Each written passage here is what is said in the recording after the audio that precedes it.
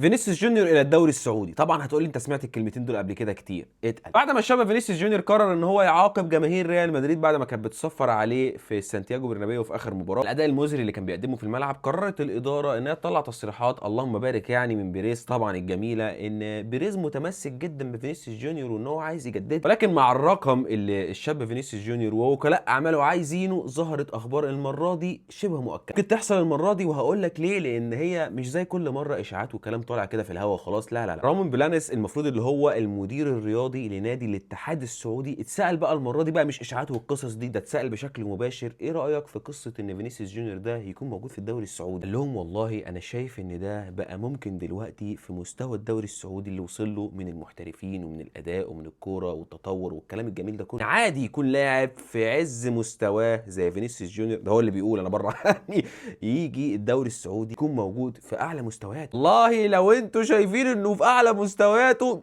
شيل يا معلم. ففكره ان هم بقى بيتسالوا دلوقتي بشكل مباشر وبيردوا بشكل مباشر وبالاسامي، فالموضوع واضح ان هو بدا يظهر على العلن شويه. اتمنى كل التوفيق للشاب فان فونا، ونجيب بقى فيتينيا والرجاله الطيبه.